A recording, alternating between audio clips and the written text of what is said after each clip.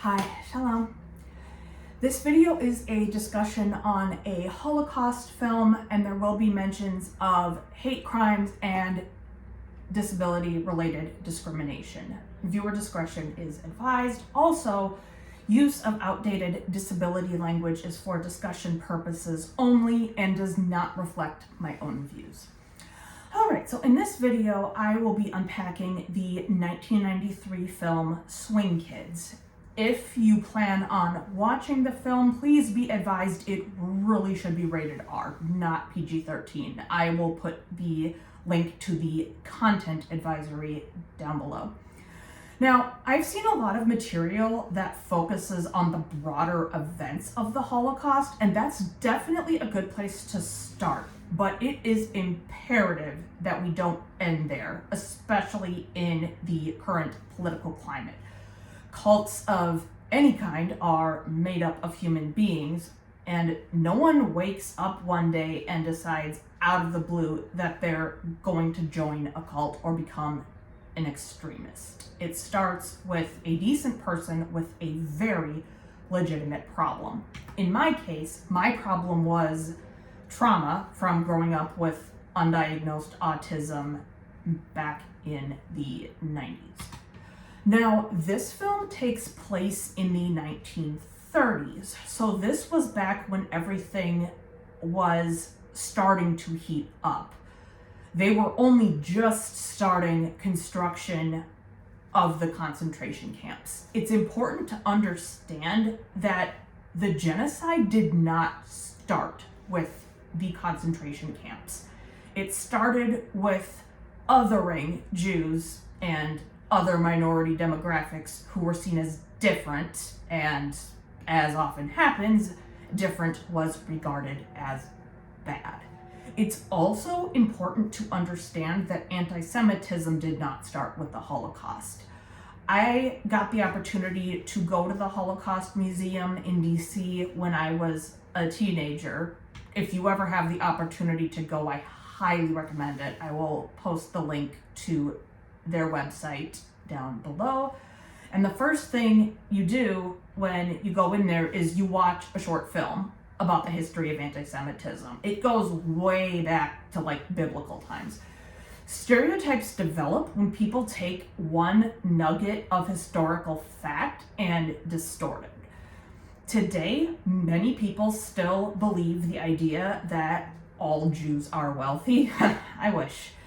Centuries ago, Jews did work as moneylenders, etc., because many Christians felt like those tasks were beneath them. And Martin Luther is well known as the father of Protestantism and also had some anti-Semitic views, which are condemned by mainstream Protestant Christians today. All right, so now we're going to get into the story. The film follows three teenagers, Peter, Thomas, and Arvid. The characters' love of jazz and swing music is the central part of the plot. Swing music was one of the many things the Nazis banned because, many jazz musicians were black or Jewish, and contraband records were smuggled in to the country and given fake labels. Now, obviously, the Jews and other minority populations suffered the most, but the crumbling economy affected a lot of average non-Jewish citizens. I'm a fourth generation German American, and on my mom's side, I have ancestors who were lucky enough to come to the US between the wars. I exist because my ancestors were able to get visas. Even if not everyone knew where the Nazi regime was headed, it was obvious that things were not great. Okay, back to the story. So, all three of these boys are German citizens, but they are affected by the Nazi regime in vastly different ways. Thomas is unaffected by the situation for the most part. There are some scenes in his family's home, and we can see that they're quite well off. In other words, Thomas is in a position of privilege that the other two characters don't have. Now let's look at the other two characters. We will start with Arvid. He is physically disabled. We don't really know what happened, but he has something that affects the way he walks.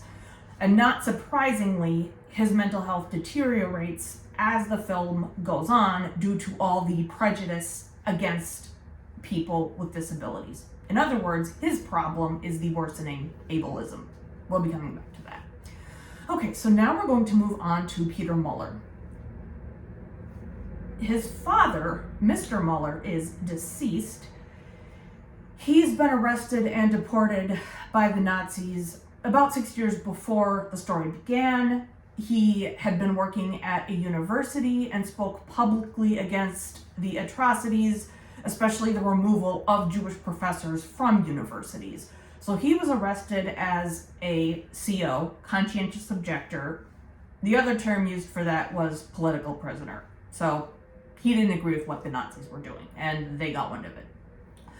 Peter was about 10 or so when his father was arrested and deported, so all he really understood was that the Jews were somehow connected to his father being taken away. Mrs. Muller then had to manage single parenting and entering the workforce, obviously for a much smaller income than her husband had earned.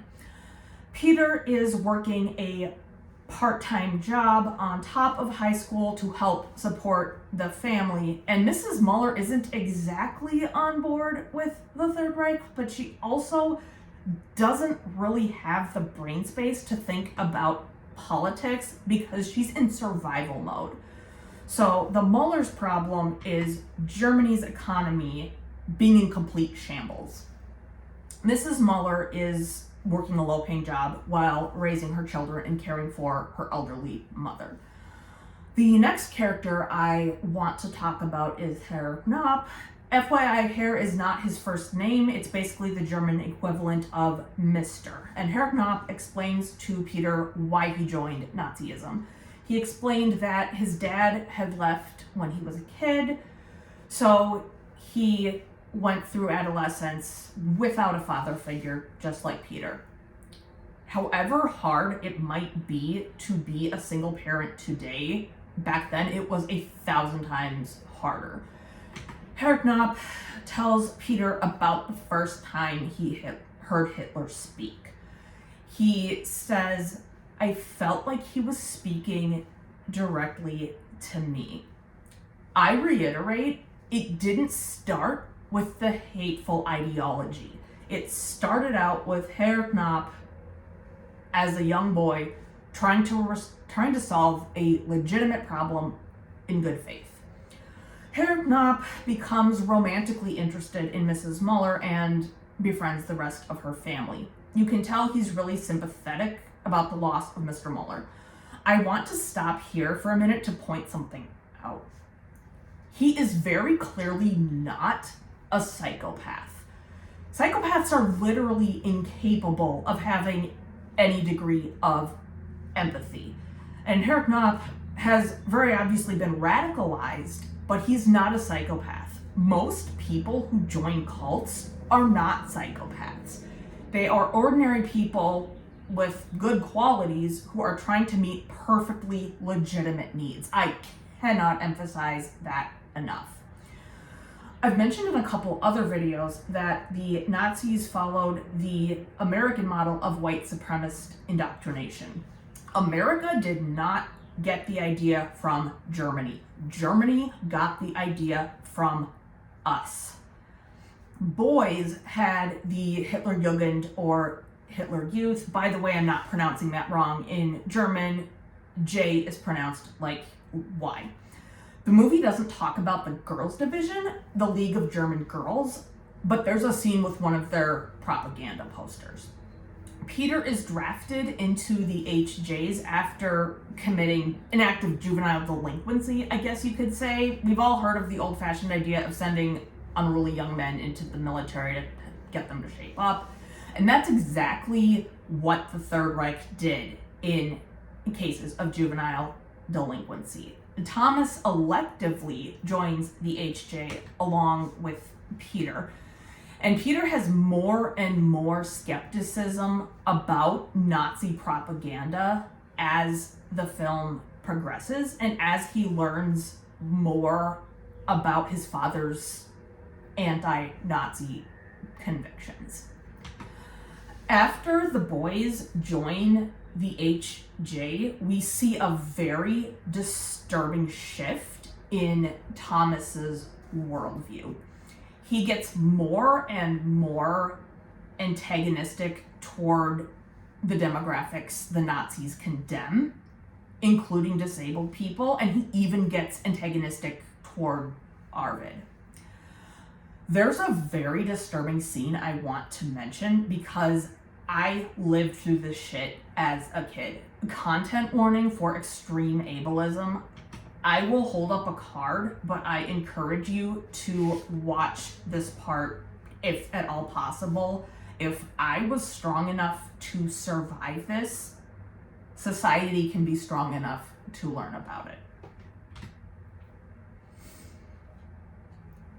Okay, so everyone's at their usual dance club and some HJs come in. Arvid starts losing his shit over everything the Nazis are doing. He says the Nazis are going after everyone and starts listing minority demographics who the Nazis wound up persecuting. And I cannot tell you how many times I went off on similar rants in the cult-iverse. And then Thomas says, and next it will be the cripples and the retards. That's who you belong with. I chose to use that language in this video and film my natural reaction so you can see how hurtful this is. I'm old enough that kids hurled those insults at me constantly. I got graphic death threats in my school desk all the time. That's a big part of why I have complex PTSD today. Bullying is abuse. End of story. Thomas deludes himself into thinking that he can adhere to the Nazi ideology but still be friends with Peter. And it very quickly becomes clear to both of them that that's not the case. And that's eerily similar to what cult survivors deal with today. Breaking free from the cult-iverse and the ideology smashes the relationships with people you genuinely cared about. After you leave and break off contact with people, you're hit with the unfortunate reality that they have been brainwashed into demonizing you. I've had so many conversations with people who were close friends, and you could tell they had basically turned into robots. Some of them even had the chutzpah to tell me point blank that obeying God was more important than listening to my intuition. And they reached a point where they stopped seeing me as a human being and started seeing me as part of this evil force that they believed was in the world. I'm going to end this video with a very powerful quote from the film. If we who have a voice do not use it in outrage to cry at the treatment of our fellow human beings, we will have collaborated in their doom. I am going to take back the original meaning of turning the flag upside down. Back in the day, ships would fly national flags upside down as a signal that they were in distress. For anyone who can't see me, I'm about to show an upside down coloring sheet of the American flag. If we who have a voice do not use it to cry in outrage at the treatment of our fellow human beings, we will have collaborated in their doom. All right, thank you so much for watching. I know this was a tough one. It was tough to film. Thank you for watching. All right, guys, I'll be back soon. Bye.